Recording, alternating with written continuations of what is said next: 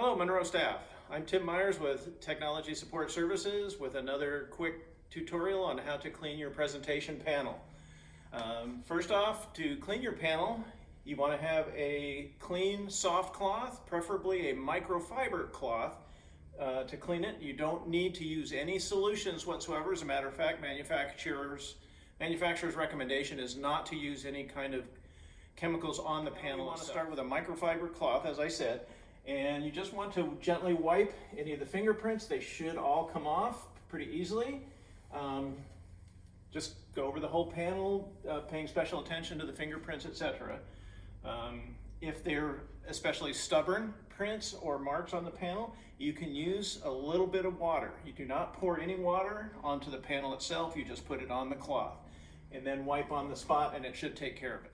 I'd like to pay special attention this time to the infrared track, which runs around the perimeter of your panel. This is what allows you to track across the panel using your finger or one of the pens. This infrared track can collect dust, and if it gets too dusty, will affect you being able to track around the panel with your finger or pen. So you want to pay special attention to this IR track. You just want to use your dry cloth and wipe the track gently, getting all of the dust out of the track all the way around the perimeter of the panel.